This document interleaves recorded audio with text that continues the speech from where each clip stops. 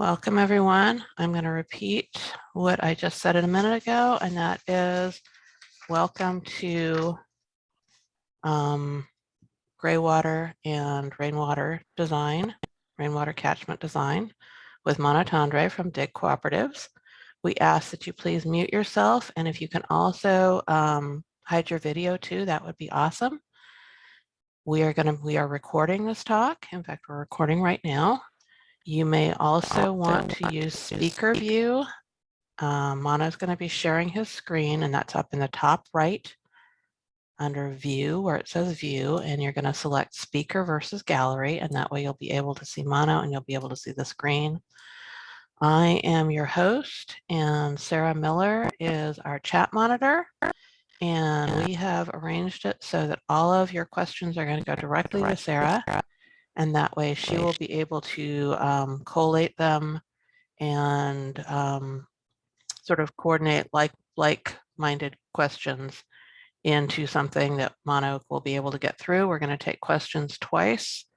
Midway through, we'll take some questions, have maybe a little stretch break, and then we will continue. It's a long presentation, but we were given a sneak preview and it was really amazing, and I'm really, really excited to have Mano, and I'm really excited about this talk. So I'm so thrilled that so many of you have come.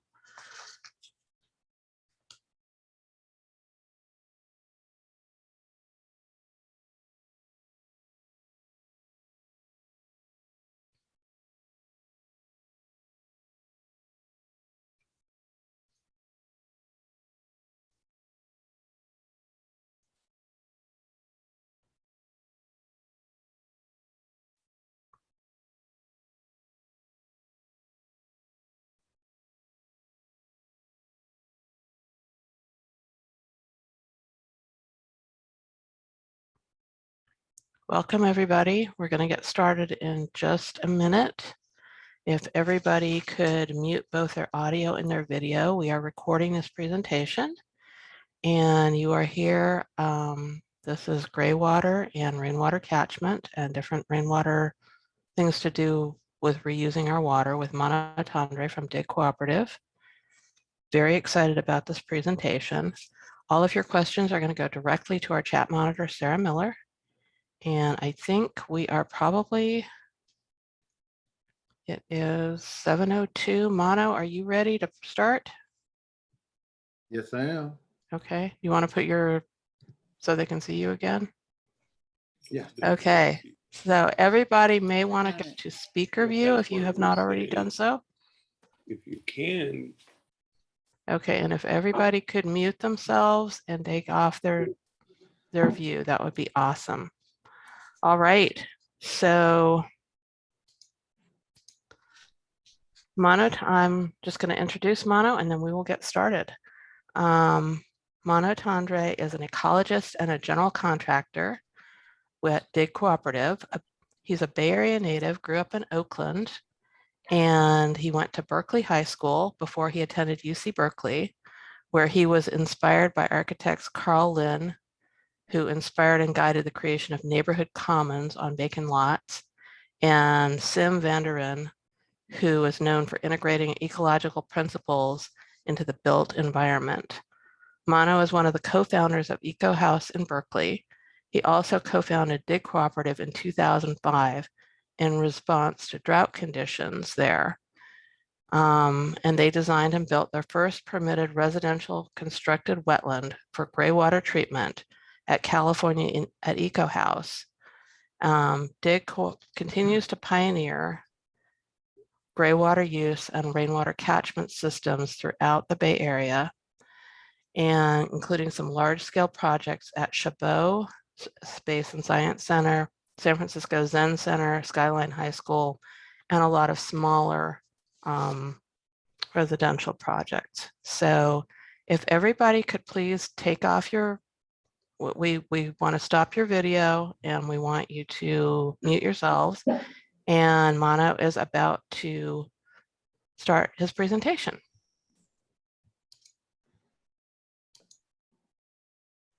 Mano, Thank you. You good? Thank you. Yeah, I'm going to share my screen, okay? Okay. Okay, thank you everybody for joining us tonight and for inviting me to present. We've been through, if you're California native or been here for a decade or so, we've been through this before, and it's a cycle that we're aware of, but I think we do have some amnesia around it. However, cities and counties are doing their best to catch up with demand for, more systems thinking as far as reusing water, conserving water, recycling it, and cleaning it before it enters the bay. So let me see if I can find full screen here. Okay. That's not full screen. If anybody wants to help me find, here we go.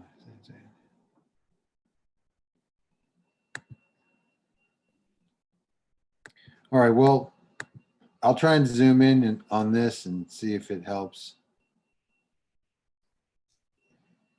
Can everyone see that? Yes, and if you want to try view up at the very right-hand side of that orange bar, that might also help.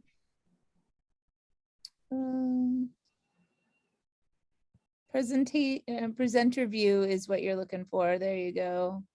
That one. Okay. Does that work? It looks looks- beautiful. Okay, thank you. Thanks for helping me get this far. I'm on a laptop at a hotel. So, okay, so Bay Area, we love water. I think that's why maybe you've took the time to listen to this presentation. I feel personally committed to protecting water in California. A lot of what I do, recreation and relaxation, has to do with water, and I just fell in love with water. So I've been doing this work for about 16 years. Before that, I did green building, solar, photovoltaics, and different things. And then I just felt like a group of us felt like water needed what solar does for electricity, we wanted to do for water. So the big picture is kind of putting ourselves in relation to the rest of the world, bringing our demand down. Very little fresh water is actually accessible for us to use without treatment or desalinization. So we're on a salty planet, and we have much to do in our homes and gardens to reflect California's climate. So that being said, we've got this, again, a drought cycle. Last major drought was 2015. That's, most people remember signs on the freeway, even more reminders to conserve water, or not having water immediately served when you go to a restaurant, but only if you ask for it. So we're heading into that again. And some areas, this time you can see the darkest area is the most exceptional. So it changes, but it stays. Like now we have a larger red zone than 15 years ago. Is kind of an interesting pattern of where it's dry.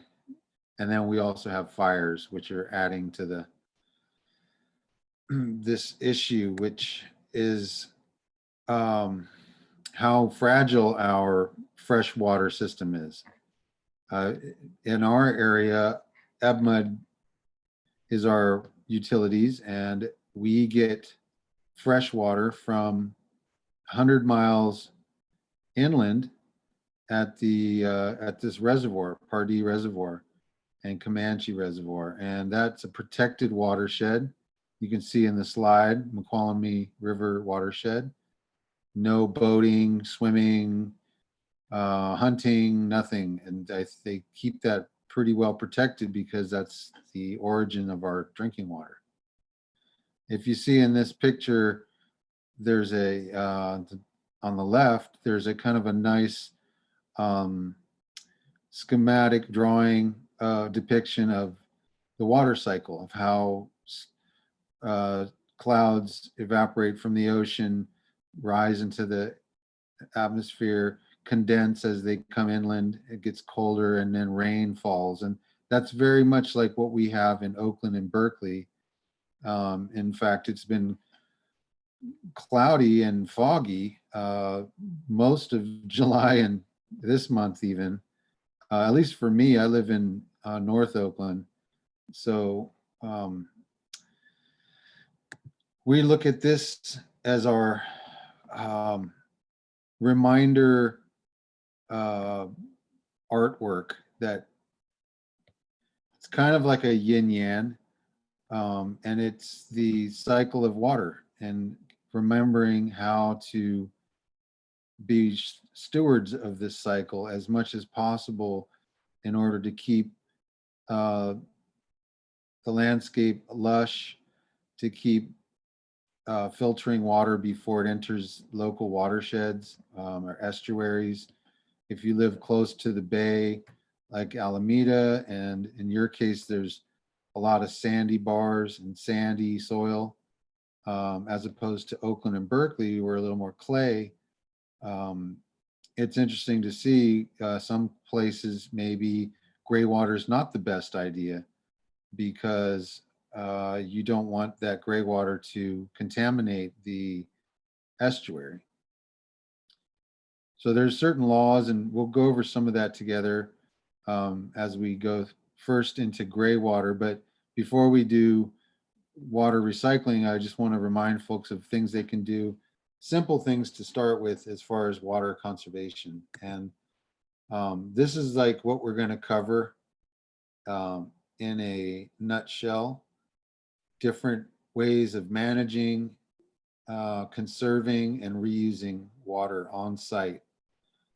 Connecting your home or business to the garden, to the landscape. I don't know why I'm getting the call. Sorry about that. Water conservation at home and inside is one of the easiest things we can all do. Aerators, water or shower heads that are 1.5 gallons per minute.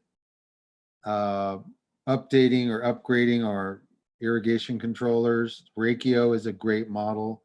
It's weather smart. So that's RACHIO, Rakio. If you have an old-fashioned irrigation timer, it doesn't know if it's raining, if it's overcast. It's a timer. And so it's kind of a dumb system in a sense.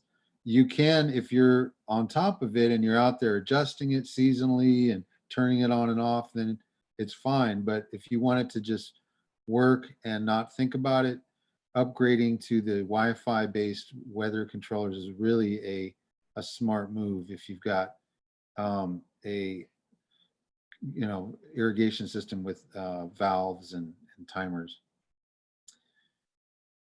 Next. So Greywater, indoor use. Looking at how much of our water can we recycle. When we're talking about Greywater, we mean showers, baths, bathroom sink, and clothes washers. We don't include toilet, of course, or dishwashers and kitchen sinks aren't allowed. There's too much food, oil, and grease, and that can clog the soil and just cause kind of unsanitary conditions, attract rodents and stuff. So we focus on showers, baths, bathroom sinks, and the laundry.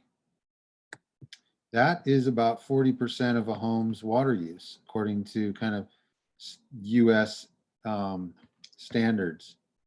And the average American uses about 70 to 150 gallons a day. indoors,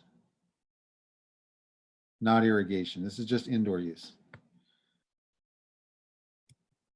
So the simplest system you can start with Greywater is a laundry to landscape system. And this is really easy to look up online. Just Google the term and you can find images, and there's a great resource, Urban Farmer Store. There's one in Richmond that sells these as kits. So you get basically the parts you see there in that photo. They're a little bit different than those. That's the way we install it with PVC, but they sell different compression fittings and stuff. So, but it's easy, do it yourself, no permit needed. The idea is that it's running out. The pump in the washer is doing the work of pushing it out to the garden, as long as it's not more than 50 feet away and downhill or level with the washer. So you can't really use a washing machine to pump uphill, but for the average house in the flats, that's a really simple system. Again, the San Francisco Public Utility Commission is a place, SFPUC.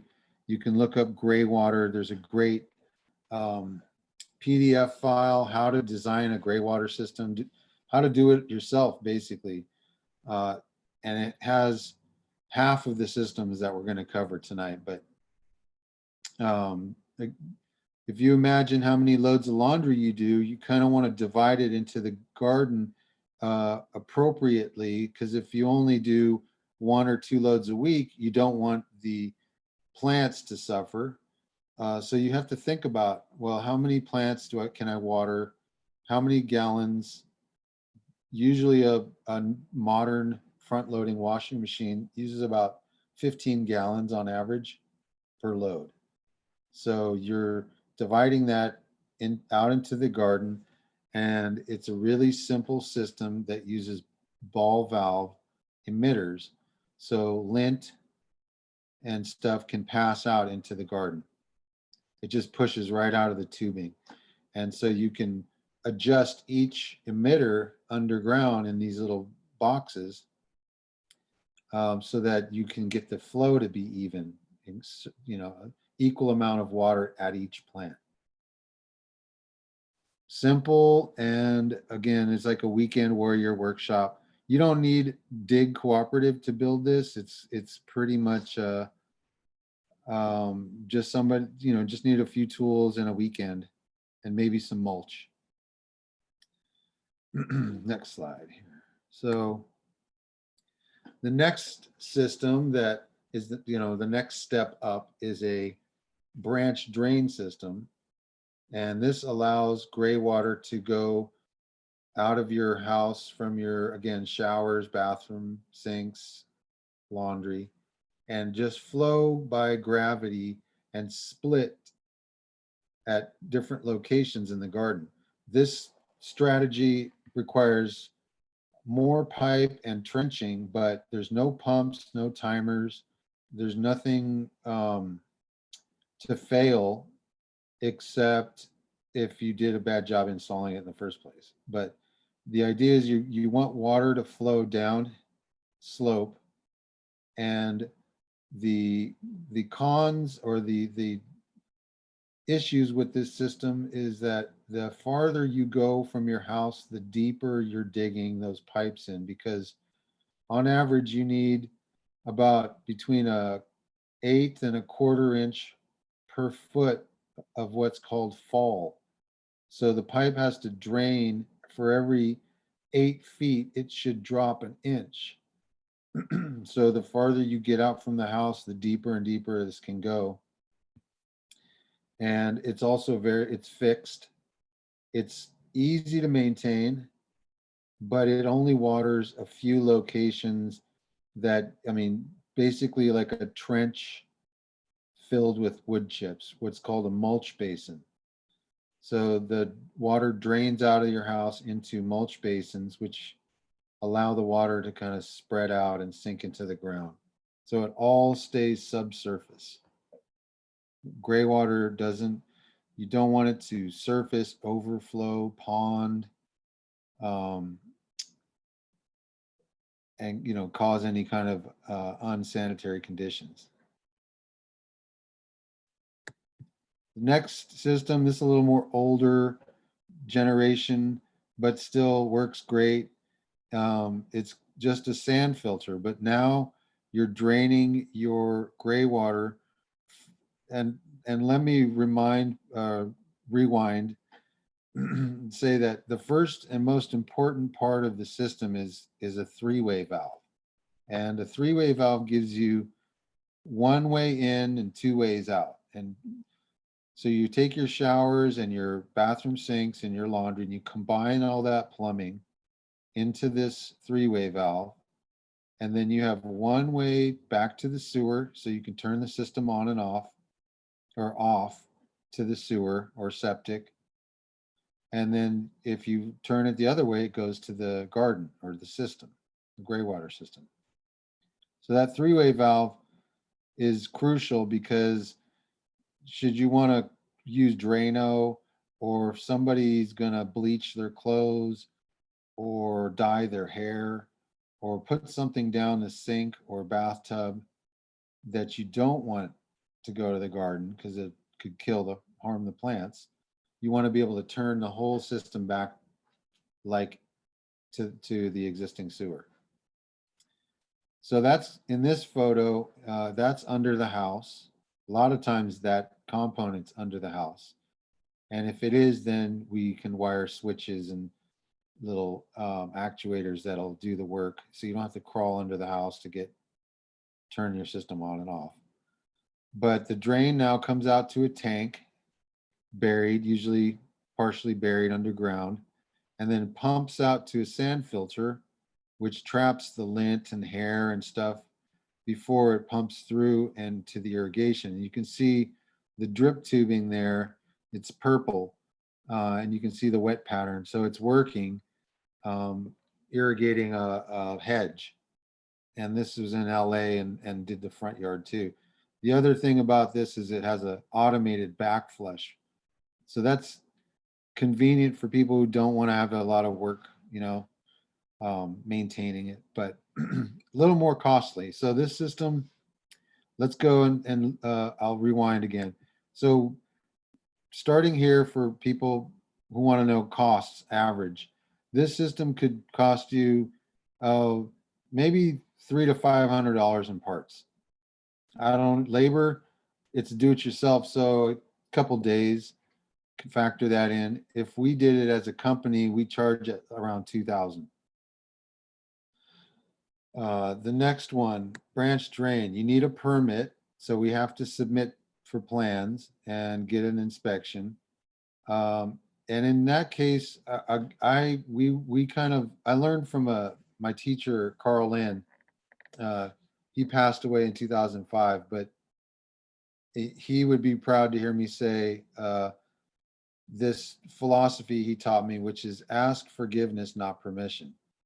Now, that doesn't mean we don't get permits and we don't, but in some cases, if cost is an issue, sometimes getting something done that has a good outcome, some people decide to get a permit, some people decide to just get it done. So we don't have judgment on that, but to get a permit and install a system like this, a branch drain, usually starts around $5,000. The next one up, the next two systems usually start around $7,000. So, because all the plumbing, electrical components, pump, drip tubing, all that stuff combined, usually around the average home for a system like these are the updated versions. In 2019, the plumbing code changed and allowed for a simple micron filter, which is 100 microns.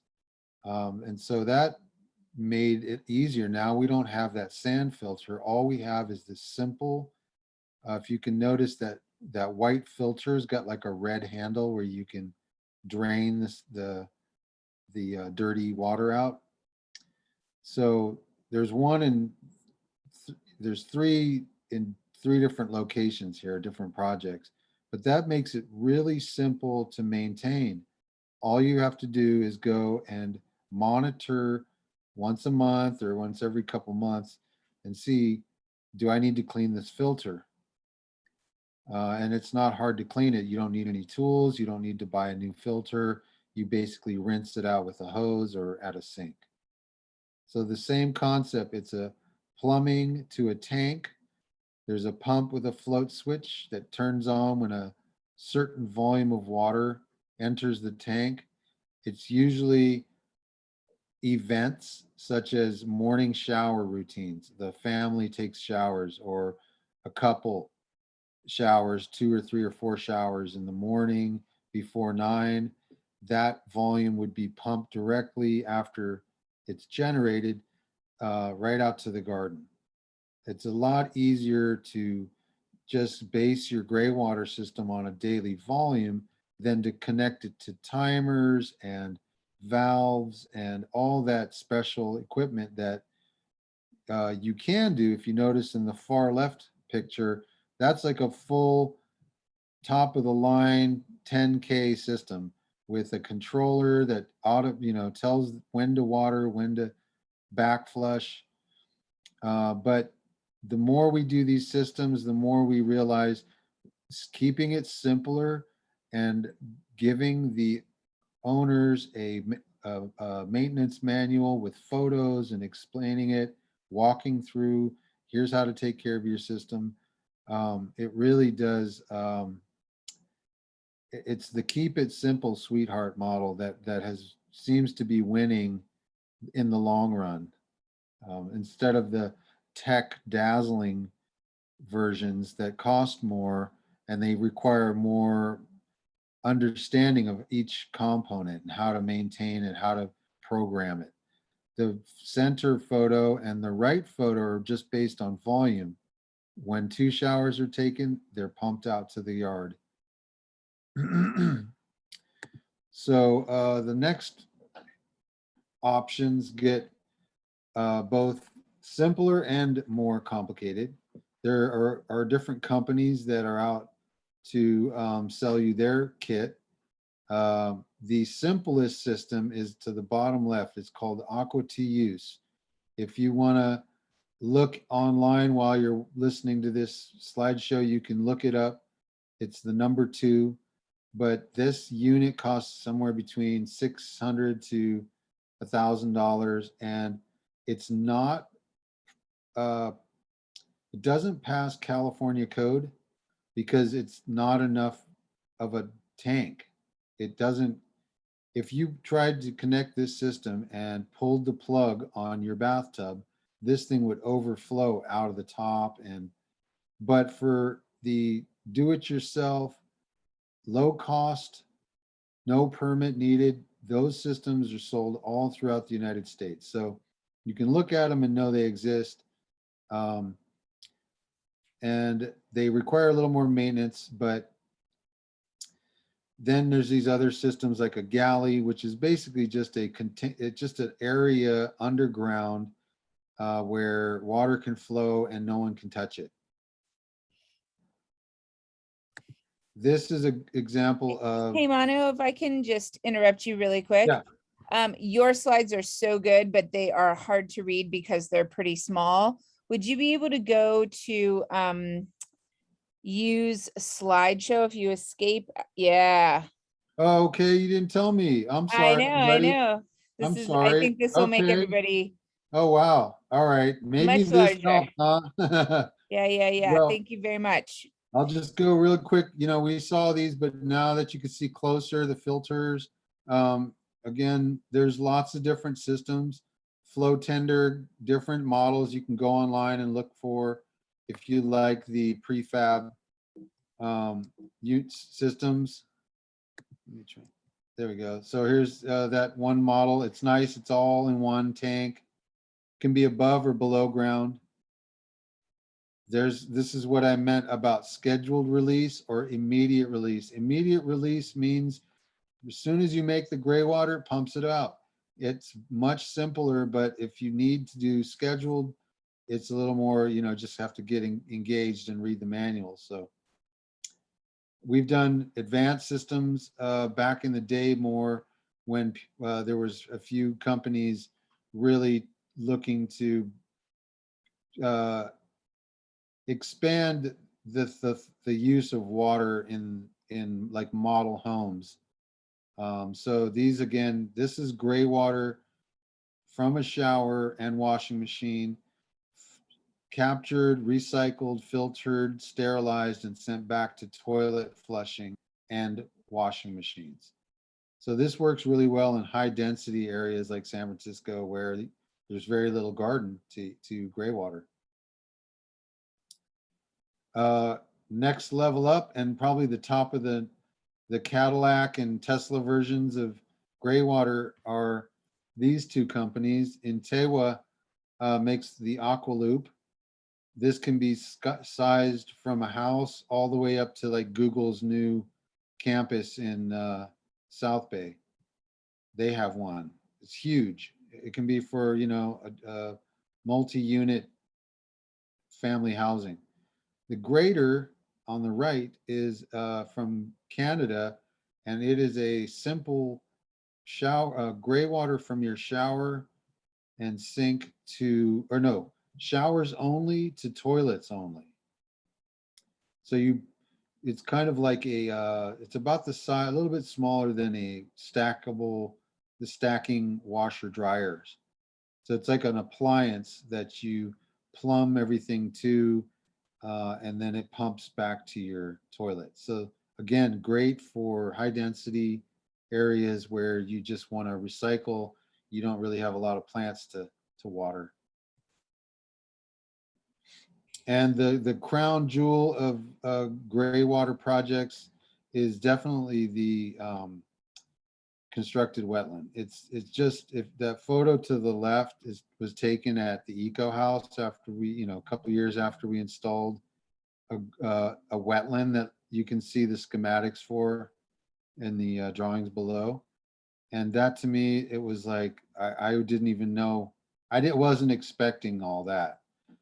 But it's been used a lot in a lot of places. Martinez and Arcata up north, they have constructed wetlands as secondary and tertiary treatment plants. So their whole sewage goes through a primary treatment plant, then it goes through wetlands and an estuary, and it's a really beautiful model of what cities can do as far as creating such a like quadruple effect of not only cleaning the sewage, but creating habitat, jobs, recreational areas, reclaiming that intertidal zones where the sea level might and will rise. So constructed wetlands, EPA, you can learn more about those. This is all open source information if you really want to learn more. Wetlands are truly so much to learn and so exciting. The biology that goes on, the layers, it's very fascinating. So again, here's a picture of that wetland, just lush, and uses almost all the gray water. So if you notice in the schematic at the top of the picture, water's coming in from the showers and sinks, going through this wetland, which treats it and cleans it, and then it can overflow out to the garden to feed the trees if it overflows. A lot of times the wetland just uses it all. It just sucks up all that water and grows really lush. Great solution in places where you're too close to the water to use gray water. In this case, you're filtering your gray water before it goes out to the bay. So these kind of wetlands can be any size or shape. They can be small. They can be the sized for a refinery. And in this case, the suggestion here is, thinking about where water is used and drains and doesn't do anything. How much water do we actually drink at the faucet and how much goes down the drain could be reused and sent to a wetland where there's a little place for habitat and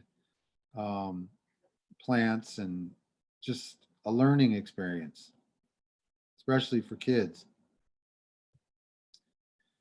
Okay, here's the questions / take a bio break moment. Awesome. Well, we have a few. I think there's going to be lots of questions about laundry soap recommendations and how that works in these systems, and what your recommendations are. How do folks modify what they're using in the shower or in the laundry to make it so that it doesn't negatively affect what they're growing in their garden? Okay, excellent question. The this is like a rabbit hole. A lot of folks have clients become my teachers as well, because people get more or less involved in finding out what is in the products they use, whether it be cleaning products or makeup or sunscreen. All that stuff's going to go down the drain and into your garden. So thinking about what you purchase, of course, the first thing they say is biodegradable. Biodegradable means over time it will degrade and become available in some form to a plant or something in the soil.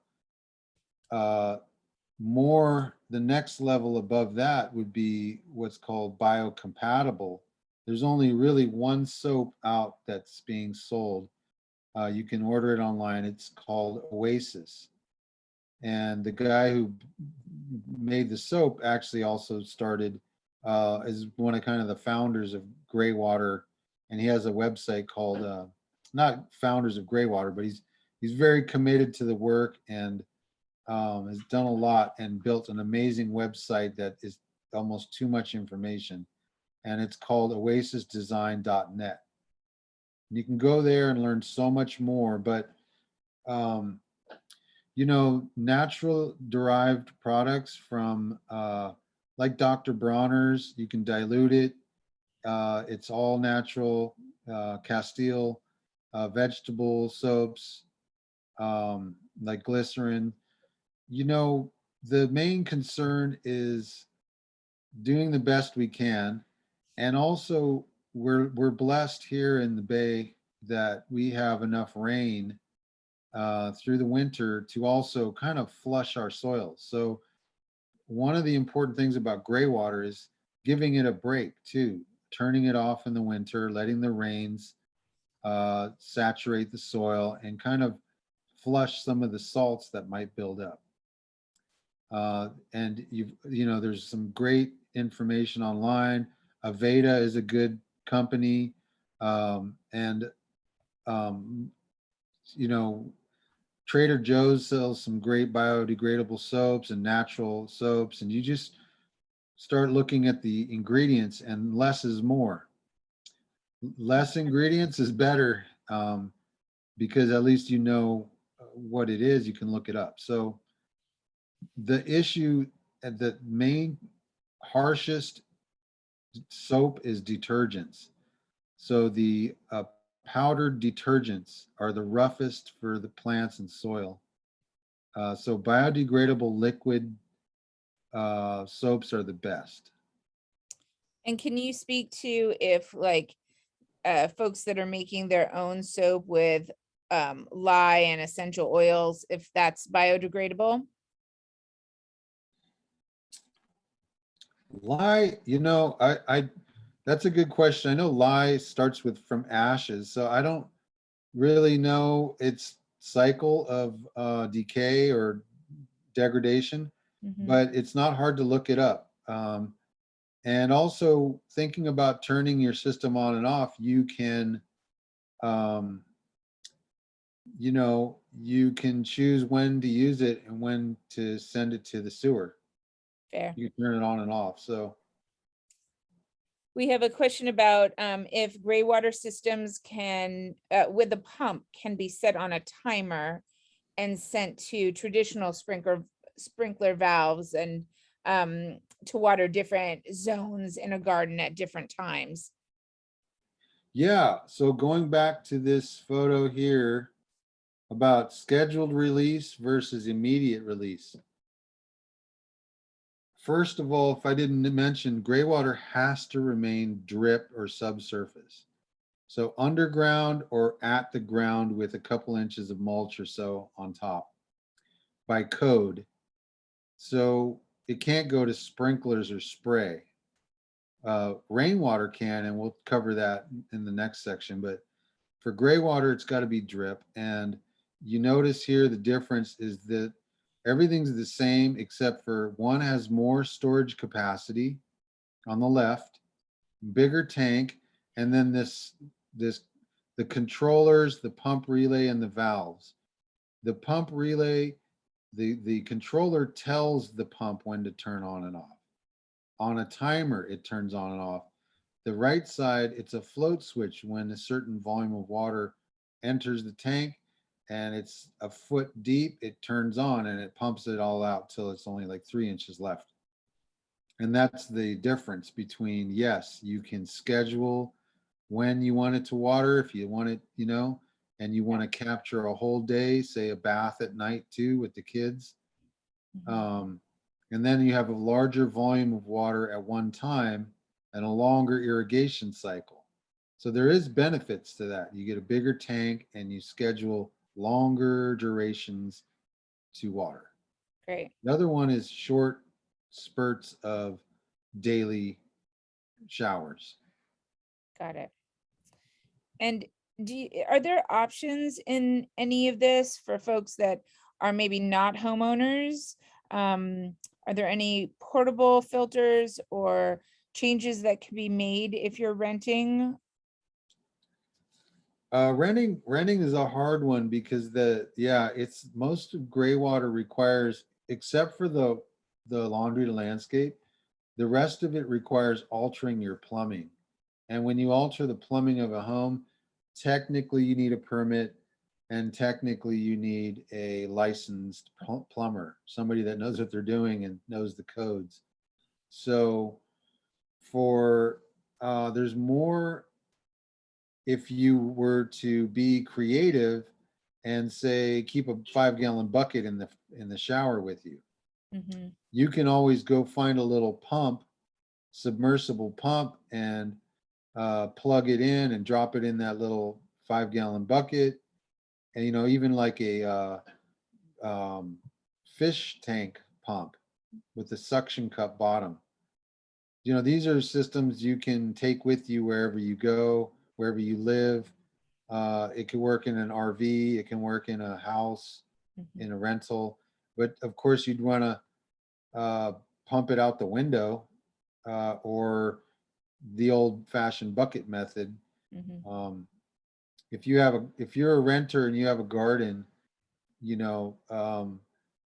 that's kind of the creative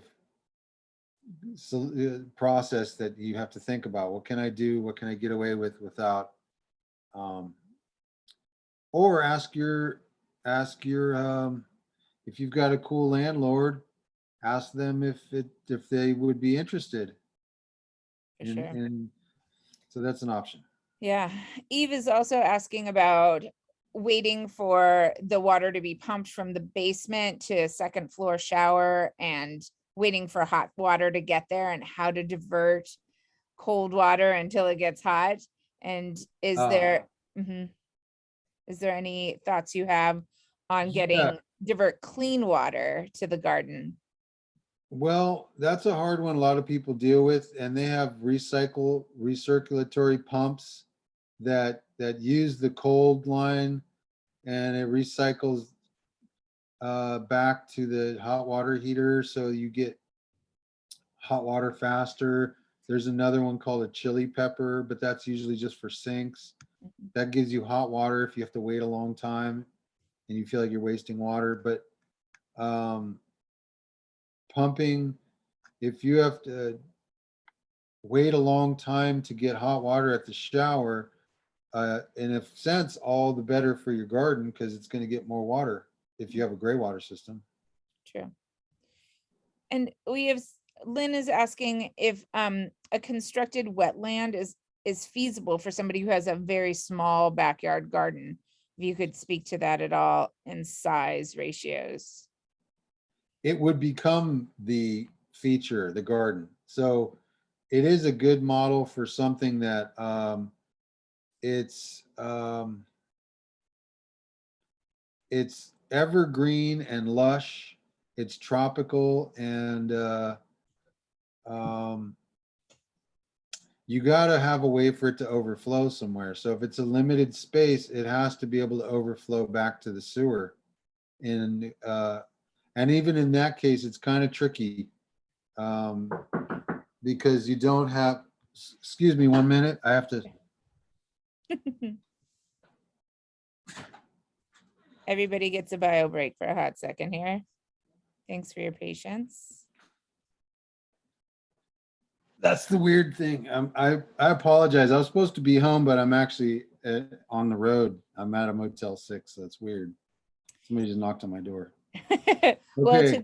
to go along with the wetland piece, can you tell us how far from the house the wetland must be? Well, okay, let's go back to that photo because let me see here. Here we go. So here's a wetland. Do you see these people? Oops.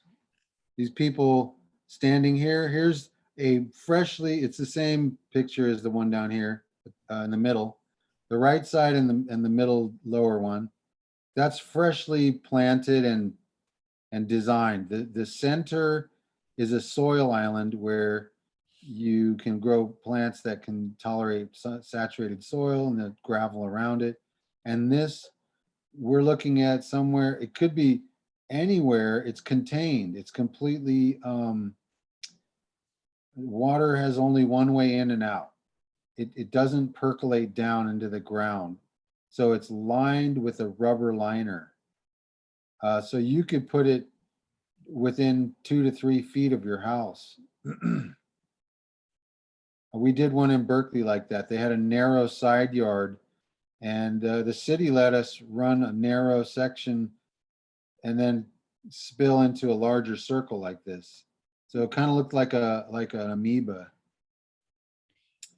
How do folks, or how do these systems deal with the capturing of microfibers? There's a filter. They're just, I think, catching up with that demand for that issue. A lot of folks are concerned with this whole Pacific gyre. They have a filter called Filtrol.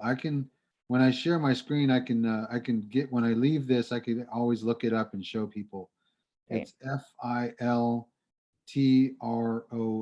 Filtrol, and it's a little filter for your washing machine that traps, I don't know, 80 to 90% of the microplastics. So we recommend that because that gives you a way to monitor and clean it in the laundry room.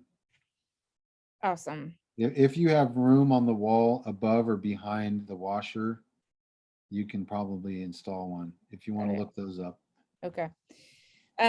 Mano, do you have any resource lists that you'd be willing to share with folks at the end of this presentation? A resource list.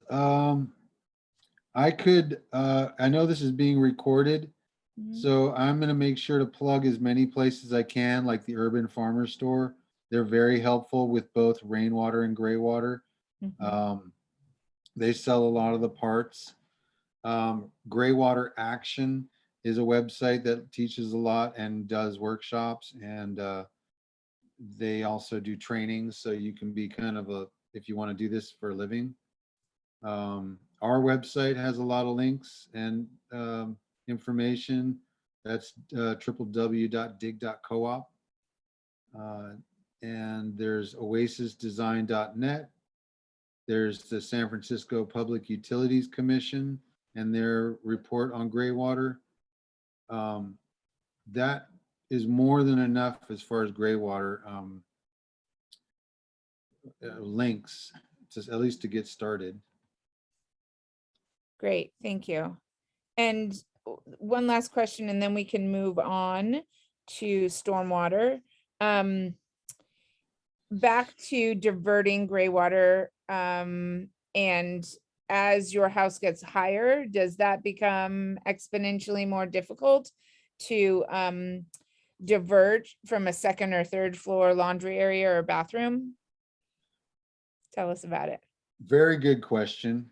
Very good question. That's the main first two questions we look at. One, is there a crawl space under your house? Can we access the plumbing? A standard bungalow is really the best candidate for a gray water system. There's like 2 or 3 feet of crawl space. We can get a tank somewhere next to the house. We can do the access the plumbing from the showers, the laundry, bathroom sinks, 1 or 2 bathrooms. When it comes to second floor, it does get a little more strategic. You have to isolate and separate, divert your shower and bathroom sink, which 9 times out of 10, no, 99% of the time, 99 out of 100 times, the plumbers try and tie everything together as soon as they can, the least amount of pipe. So that means your toilet, if there's a toilet, then it's connected and there's only one 3-inch pipe or 4-inch pipe coming down through the wall. So you do have to figure out from the ceiling below, where's that shower? How do I get it either down through the walls, opening the sheetrock, or out directly if it's on an external wall? How do I get it outside of the house and run a pipe on the exterior? Those are the 2 ways to get second floor showers. But some families have decided, you know what, we'll get the bathrooms we can. Last year especially, people didn't want us in their house, so we did what we could from the crawl space. And people just used a little more inconvenient, but they used the bathroom more. They tried to use that as their main like drought bathroom, take the showers there, the kids or whoever. But it's not impossible to simply remove sheetrock to get plumbing separated. It's just an extra step. So maybe it costs $1,500 or $1,800 more. But if that's where most of the water is coming from, and it's at least 2 showers, if it's 2 people using the upstairs bathroom, maybe it makes the difference of the effort of the work. Great. And one last question. Carmen's asking, if we aren't allowed to have gray water drain to the bay or to other public water sources, how are we able to set up irrigation pipes that ensure that we are limiting it to our yard? You mentioned a rubber or plastic liner to prevent water escaping. Would that happen in our yard? Will saturated mulch ensure that it doesn't? I think I get where that question's coming from, and let's see if I can get my slides back. I wanted to go back. Here we go. A wetland is a filter. There's one way in, one way out. A gray water system is an irrigation system directly into the soil. The mulch on a mulch basin, like for the branch drain system, does need maintenance. Once every 3 to 5 years, you need to dig the mulch out because it's degraded. It's crumbled almost into soil. You can use that and spread that out on your garden and then add new mulch, and usually a coarse mulch, something that's not going to break down, not a fine, not gorilla hair, and not like really small mulch, but chunky bark. Lasts longer, allows water to flow, doesn't degrade as fast. So yes, that, if that helped answer the question, but with these systems, you drip like in this photo right on the soil, and the code says as long as you have 2 inches of mulch, soil, or straw, pebbles, whatever, something to cover it so that it doesn't pond in the mind of a health official, a dog would lick a greywater pond, go up to your kid, lick them in the face, lick them in the mouth, and the kid would get E. coli. That's like the concern about greywater. That's why it has to stay on the surface or subsurface. Mhm. So mulch is a way of absorbing and covering so that it doesn't pond, surface, or overflow to your neighbors or on the sidewalk. So there's also setbacks. The city, it's state code, as mentioned here, chapter 15. You can download that if you're a builder or architect or designer, just want to know more.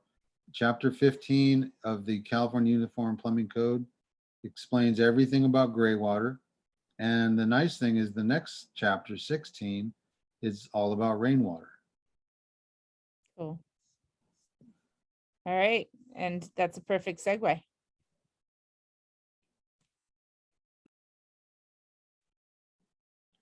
So stormwater and wetlands is it's kind of the nexus of both. It can be a greywater filter and it can be a stormwater filter. Stormwater can be filthy. It can be off of driveways, parking lots. It can be polluted with, oil, brake, what do they call that? The dust from our brake pads, pollution from the air settling on the streets, and especially the first few rains. Just like people say, be careful, the first couple rains, it kind of brings the oils on the pavement, so it's slippery. And then, subsequent rains will start to flush and clean the city. I remember last year, how much ash had fallen on the Bay Area and how that created a very acidic runoff. It's like, again, that's like going back to the question about lye. Imagine how much the Bay had to absorb all of that ash that fell on our houses and cars and gardens and trees and buildings. So filtering it and creating solutions that are not the Army Corps of Engineers, kind of old fashioned, what's called pave it, pipe it, pollute it. There's no filtration, and aquatic systems they have very little immune system. If anyone's ever had fish and you know how you have to not just put your hands in the fish tank all the time, you introduce bacteria. So creating the solutions of slow it, spread it, sink it, allow water to, filter through the soil or over the soil through mulch and leaves. And that kind of buffers it and cleans it before it enters the bay or creeks or estuaries. So solutions that slow, spread, and sink allow the water time to spread out and slowly sink into the ground is the easiest way to work with rainwater, whether you're going to buy a tank or build a rain garden. So knowing what the rainfall patterns are like in your area, how many inches a month, what's the average annual rainfall?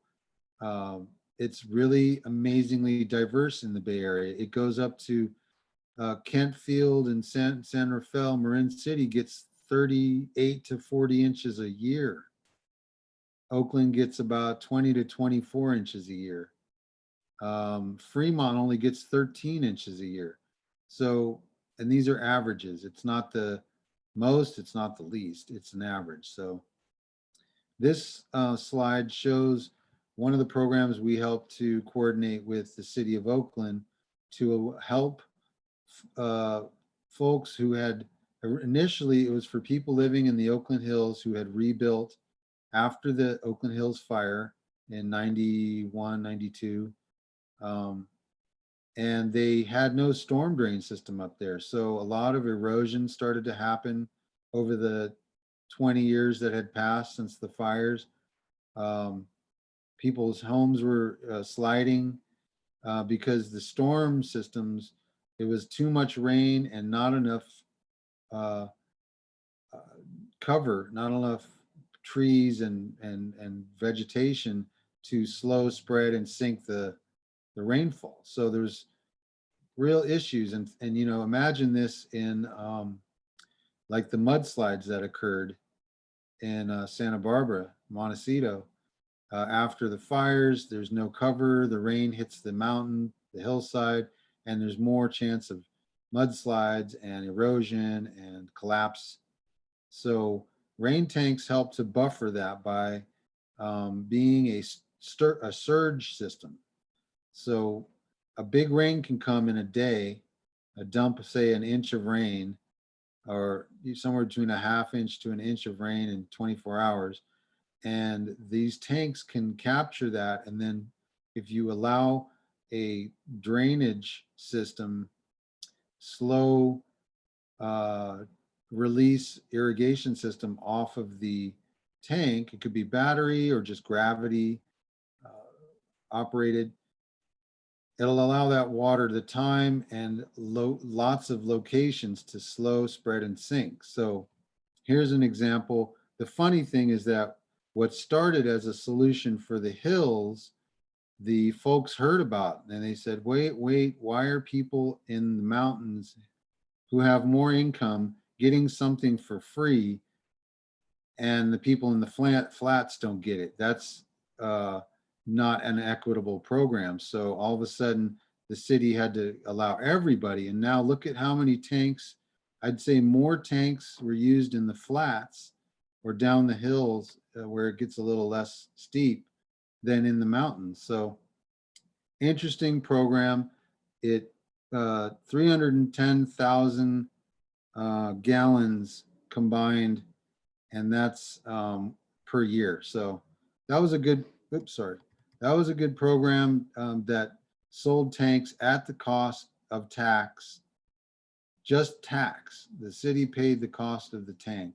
So it was about $80 for a 500-600 gallon tank.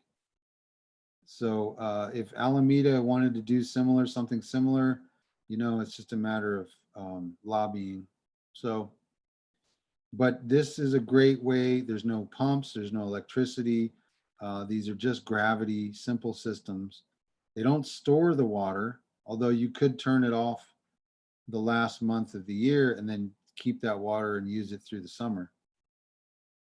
So that's the, again, now we're looking at different sites and what they're trying to accomplish. These were two projects in the Oakland Hills that we're looking at modeling stewardship as well as dealing with erosion and runoff. One is a school up in the Oakland Hills. The other one is Chabot Space Science. So this system at Chabot Space Science, there's a 3,000 gallon tank, and it irrigates a garden that we installed here. But that's also the overflow, because more, I think 5 to 6 times as much water drains off of that roof than the tank can even hold.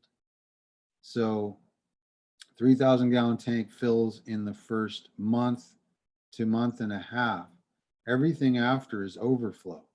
And that's the case with most homes.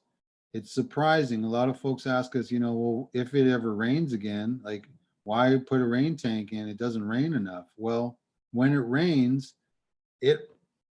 so we do need to catch as much as we can. Most urban sites don't have a lot of space, so 1,000 gallons is a good average.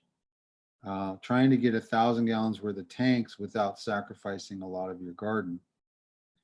Uh, our one of the factors we use to help people understand is that a 1-inch rainfall on 1,000 square foot roof can capture 600 gallons. So if 24 inches fell a year, how many gallons would that be? 24 times 6, which I don't have my calculator, but that's a lot. It's tens of thousands of gallons. So looking at your roof, you don't have to capture the whole roof. You really just need to make sure you have enough 1 or 2 downspouts that you know within a couple of inches of rain, your tank's going to be full. Mano, that would be 24,000, or I'm sorry, 14,400 gallons. 14,400 gallons is what the average roof, I mean, the average house is about 1,000 to 1,500, sometimes 2,000 square feet and up. But even if you just caught half of your roof, you're still in the 5 to 6, 7,000 gallons. So looking at your downspouts around your house and finding the location where best a tank could fit, finding the closest downspout, getting a rough estimate, even just walking it out or getting a tape measure. How many square feet does that downspout capture? How much roof is draining to that downspout? So that's what we do. We can look from Google Earth, see kind of like, oh, well, it looks like there's space here. There's different kinds of tanks, which we'll look at in another slide. And the different shapes and sizes. Both of these are Bushman tanks. So they have kind of a different colors and an architectural quality. Then there's other tanks too. This shows you all the parts. So you have your roof and a gutter that collects it, sends it down a downspout. This is an old slide, so whoops. Don't use ABS. We use what's called SDR35. It's a drainage pipe, and it's white. SDR35. It's 3-inch diameter. So these would be first thing that you have is you're cutting in at your downspout, and you're going to install what's called a leaf eater or a gutter screen if you want to put gutter screen. That keeps the big debris and leaves out of the tank and clogging the pipes. After the leaf screen, and I'll show you a picture of that. It's basically here. So there's multiple kinds of leaf screen if you want to do your whole gutter or just cut one in. The bottom middle photo is called a leaf eater, which you cut in to your downspout. So you cut your downspout off, usually about 18 inches higher than the tank, and you put that in, and it makes it easier to, maybe get on a little step ladder, and all you have to do is pull the cover off, and the leaves you can tap off and reinstall it. There's other systems that are higher tech or more, for higher volume, like the photo above. But looking at all the systems, all the parts, the next one is called the first flush diverter. So the concept in there, that blue section of pipe that's vertical has to fill. All that fills with the first rains that are washing the pollution, debris, could be rodent droppings, could be bird droppings, definitely air pollution from, just the cars. So the first 1 or 2 rains are going to be dirty and polluted. So that section of pipe captures that water before the system fills to the T and then overflows and starts to fill the tank. So the idea is after the first rain or 2, you go out, open the ball valve, drain the dirty water out. This becomes like a life cycle, after the first rain or 2, this becomes a new ritual. Go out, drain the first flush diverter, turn it, close it again once it's dry, empty, The next rain that comes is going to be cleaner. And so you get much cleaner water in the tank, therefore reducing the need to clean the tank, which is more work to have to get sludge out of the bottom of a tank. So those two components, the leaf eater and the first flush diverter, come in multiple varieties of how to do it, but that's all that's required by code to catch rain. You need what they call as a debris excluder and a first flush diverter. The debris excluder is just a leaf screen. So then you have the inlet. It's simple from there. You can have a pump if you want, or just a hose bib. You just want to run water by gravity. And then an overflow. And you want to direct that overflow out away from the house to the garden, or you can go back to the drainage system wherever the downspouts went to. Leaf Mano, eater. I have a question that feels pretty related to that last slide, which is that Yolanda has a 10-year-old system and is wondering how you go about cleaning tanks. She has a 3,500 gallon system. Oh, great. Yeah. Yeah, it's not easy. You got to drop a pump in. They do sell some pumps with a suction hose, so you can suck the debris. It's usually a really fine kind of silty black. If it's been a while and you haven't cleaned the first flush and stuff, you know, that's the easiest way is to, you got to have somebody basically climb in there, vacuum it all out or pump it all out, and then wipe it all down with a towel. It's not easy. That's why keeping up on the first flush is a lot easier. But yeah, I mean, mops and towels, and we've had to do that quite a few projects. It's not easy when there's like only a 1/4 inch of water left in the tank. You have to like scoop it out with little yogurt, square yogurt containers and stuff. So first flush diverters, again, like I said, they're different. There's a great website, rainharvest.com. I'm going to plug them about 10 times tonight because we buy everything from them. We love them. They give the best technical support. They will design your system. They sell kits. I mean, if it's a higher end system for like a facility, they'll give you engineering specs and plans, and they're just so helpful. They're based out of Georgia, rainharvest.com. It's Rain Harvest Systems is the company, and their website is fantastic. It has all of this equipment, photos of everything, descriptions, manuals, installation guidelines.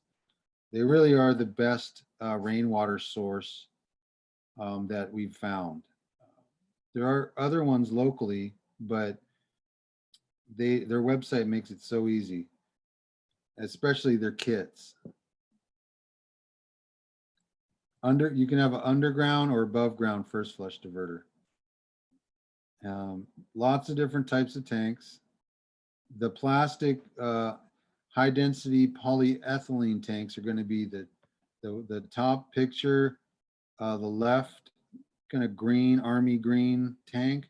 Those are the most cost effective, like the least expensive tanks. The Bushman tanks are the family of colorful ones right in the middle. So folks who like to have choice of colors and a little more design spend a little more, but those are great. And again, the ones on the left of the photo are called Slimline. Those work really good against the house on the narrow side yards, as long as they're not blocking a window. Those are great. You can look up bushmanusa.com and Urban Farmers Store in Richmond. There's also one in San Francisco. They sell these tanks. They're kind of the distributor. If you notice, Right below them in another little photo, it says Norwesco. The ones on the right, that's like the family of the cylindrical tanks. Those are the least expensive tanks, and most of those sizes come out of California. So everything else here is more expensive. There are some bladder tanks. So those at the very bottom, middle, that's a bladder tank. So it's like a pillow. But those, they're a little more difficult to work with, but they work nicely under decks or houses as like an emergency source of water. Roofing. These are all materials, roofing materials that you can actually collect potable water off. You still need to treat the water and sterilize it, but there's no petroleum residue. We've got clay, slate, metal, and solar panels. Solar panels actually produce some of the cleanest water because very little, I mean, you'd still need the first flush diverter and the leaf eater and all that. It's just these roofs compared to the next photo, most of us have asphalt shingles. Or if it's a flat roof, it's like a torch down or tar and gravel. These, again, you can capture rainwater and you can treat it even to be potable, although the state doesn't allow you to, technically, you can't get a permit or install a potable rainwater system. Hawaii has them, but California is a little more concerned about health and safety and also litigation and nobody gets sick. But asphalt and tar, you now have petroleum, a little more petroleum product. It's fine for watering the garden, but if people are looking at, zombie apocalypse or just emergency preparedness, it's good to know you would need a little more filtration if you want to drink water from a petroleum-based roof. So rainwater for irrigation. Most people want to know, well, how much can I water and how many gallons do I need? And it's different for every site. It's usually going to be a matter of size and budget more than thinking about how much do I need. Trying to get an area of your garden off the grid is more valuable than trying to have your system keep your entire garden watered for only 1 month. So in a way you can think about, same with Greywater, what's most valuable to keep alive in a drought? What can I water with Greywater, which again is drip only, subsurface, anything other than, no leafy green vegetables, no root crops for Greywater. For rainwater, anything. You can water your lawns, you can water spray, you can use a hose and wash your car. It's really easy to maintain. There's less issue about health and safety. So this works well for sprinklers. If folks have a little bit of lawn they like to keep green for their kids or grandkids, they can size a tank to keep a certain area of garden of grass alive. Or better yet, fruits and vegetables, raised beds, leafy greens, root crops, those kinds of annuals. Greywater is better for perennials and rainwater is better for annuals and everything. So, but 1,000 gallons, anything under 1,000 gallons, maybe a 500-gallon tank could be put a dent in your water, needs. But generally 1,000 gallons and up is when you're looking at really having more of an impact on how many months you can water.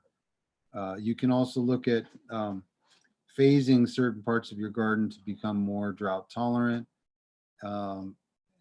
and protecting other areas that you want to produce whatever shade or privacy or food. So here's this is of 5,000 to 2,500 gallon tanks out in San Francisco. The reason they have rain catchment is because they're on a well, and sometimes it takes a bit for the well to recharge and pump to their main reservoir. So getting rainwater here, they used it for toilet flushing, laundry use, and irrigation. Requires a little more work. Of course, technical components, filters. The bottom right photo, there's a pressure tank on top, two micron filters, pumps through the two blue filters, then through a UV sterilizer. That basically sterilizes any pathogens or E. coli. They're still alive, they just can't make babies, so they're sterilized. And then that goes to the plumbing, separated, of course. So it's only toilets and washing machines. And the state allows for rainwater for toilet flushing. In some areas, they allow it for washing machines. Marin doesn't allow it for washing machines, but I think Alameda does. Alameda County. More systems, like I mentioned. One of the benefits of why run it to laundry or toilet flushing, because again, that tank fills in the first month of rain. Why not try and find a way to use it in the winter? So now these houses are flushing toilets and doing laundry in the rainy season off of rainwater. Their washing machine could be sending the gray water out to the garden. So then they're using rainwater to turn it into gray water, double use. And 4 or 5 months of the rainy season, they could be off the grid for flushing toilets and doing laundry. And some people size their system to just stay that way. So all they have is enough rainwater tank storage for all year's supply, basically 6 months storage of toilet flushing and washing machine use. And in that case, that's usually people who already have a gray water system that, is already watering most of their garden. So now they're really advanced as far as water kind of showcase homes. More systems, same thing. Actually, some of these are just the same photo. So kits, rainharvest.com. That's the third time I welcome folks to check them out. They can help size, shape, underground, above ground. Generally want to get the tanks locally. It's not really worth spending that extra money shipping a tank from Georgia. But all the equipment, as you notice in this photo, you can buy all the equipment needed for different scale or sizes of systems. And they will help you, especially with the underground. If you're planning a bigger project and you want to put your rain tank underground, they can give you all the parts and ship it all to your site and coordinate with your contractor. That's why I really like this company. So last stretch of this slideshow, there's different terms: low impact development or sustainable design or bay friendly or drought tolerant. It's really, they share a lot in common in the strategy of slow, spread, and sink the water. Give and plant appropriate to the area. If it's a wetland, plant plants that can tolerate wet soil. If it's dry area, drier area, plant appropriate to that with more, say, grasses and succulents. And so in this case, we're looking at paved areas. Some people are in Alameda County, there's a requirement by the storm service department that says anything over 2,500 square feet, any project with 2,500 square feet of impervious pavement must deal with some kind of on-site stormwater treatment system. And so the bottom right photo is an example of what you're seeing more and more of at bigger parking lots, where this now they have to pave and allow rain to soak, spread, and sink into these gardens, where they can also be somewhat filtered, but also have an overflow. So if there's a big storm, these don't just flood and make a mess, they actually have a spillway and can connect to a storm drain system. But for smaller rains, all that water stays on site and nourishes the garden. So there's more trees and plants to shade the heat island effect that these parking lots create. So the left is like the problem we see. You can see the oil slicks, and on the right, these are examples of what you can do to turn that problem into a solution. More examples, cities like Seattle and Oregon, they have a lot of water to play with, so they can create these kind of seasonal water, like the upper left picture where there's, you kind of controlled flooding and the plants can tolerate that. And it's a nice part of the city to see water, not just pipe it away, whether it's through containers. Some places you get lead points for filtering stormwater. And if you don't know about lead, it's a kind of a energy efficiency design criteria, and a lot of it's starting to catch up more with stormwater and greywater too.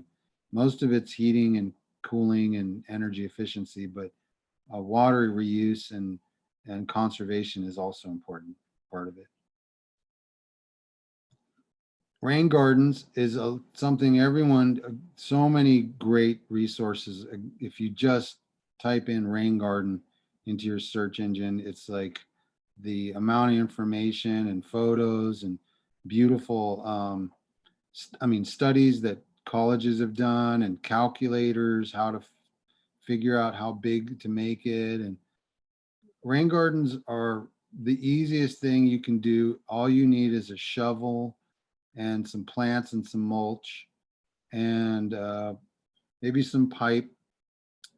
And you're sending your downspouts, instead of just dropping right at the foundation, you kind of send it out 5 to 8 feet away from the house and dig a basin or a bowl so water can go out into the garden.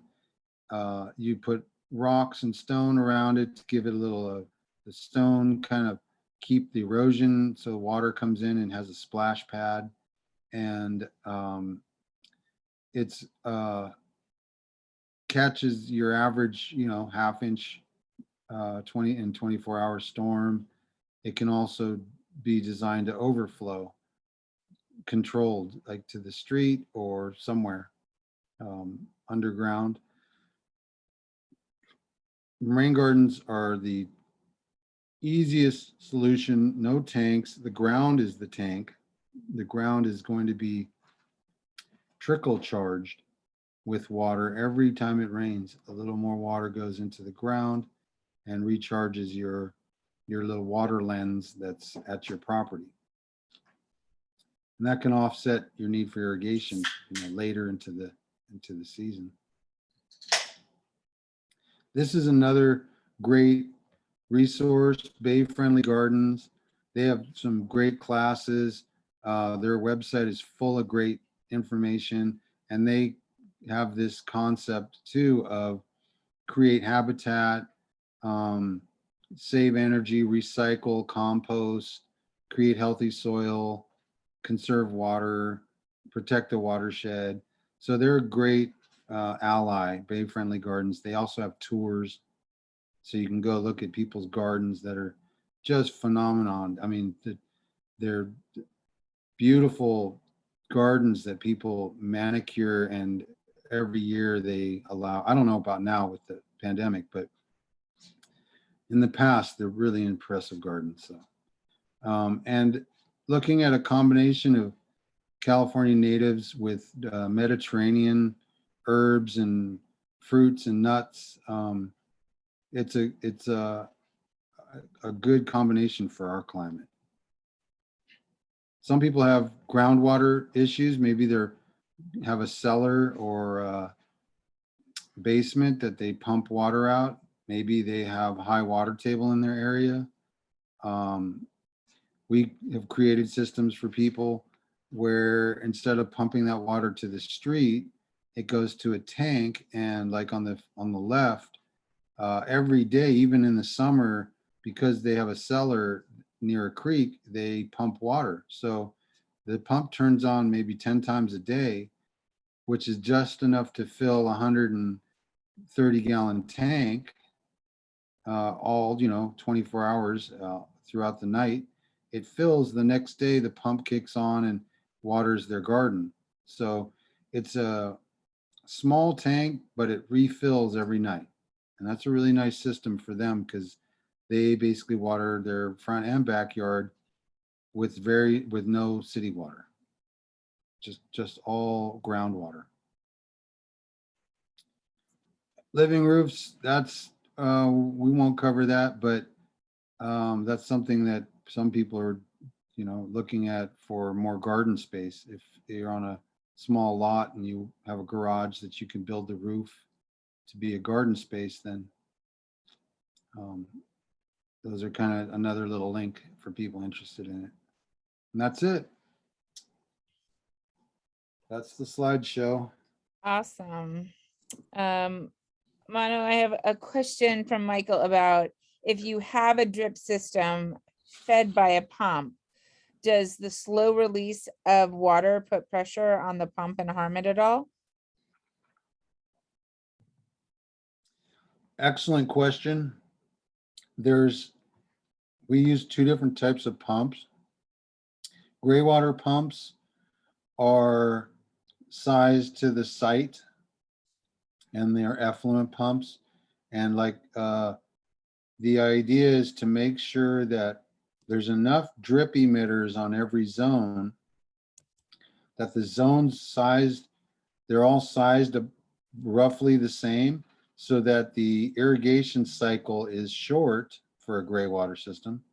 Therefore, the pump only works for 10 to 20 minutes, let's say.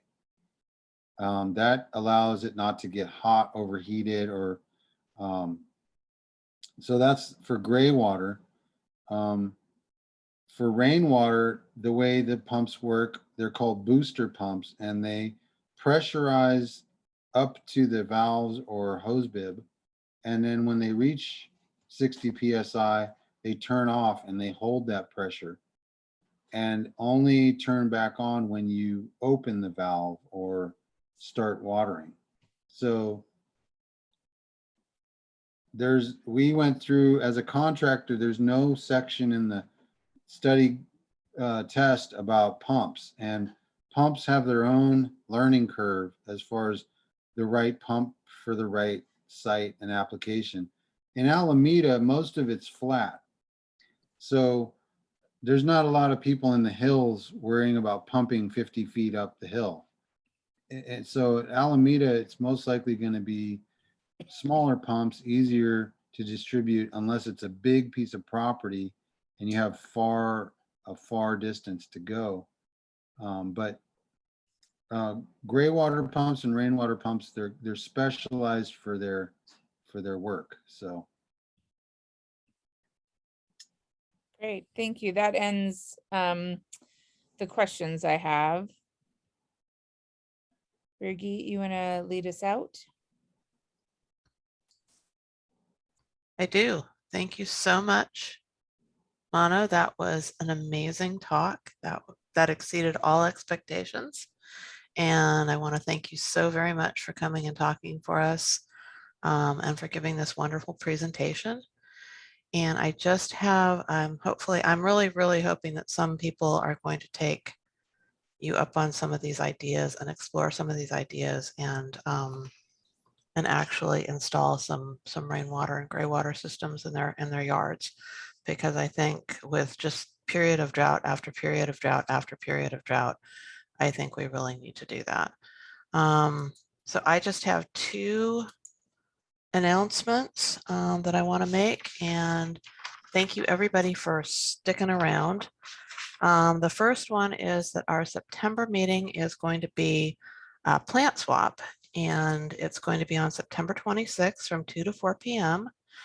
Be sure and be signed up for our MailChimp list because you will get the announcement there.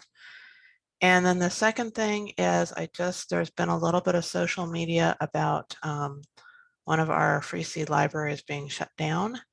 And I just wanted to let you know that it's all been solved and we have found the people who took the seeds, and parental control has worked and the seeds have been returned. The money, if you purchased any of our ABG seeds accidentally, your money has come back and it is going to go to buying more seeds, and all is well. So the seed library on San Jose will be reopening soon. So thank you so much for everybody for attending. It was a great meeting and I'm so glad that we had such a great turnout. Thank you again, Mana. It was really wonderful. Thanks for inviting me. Thank you. Bye, everybody.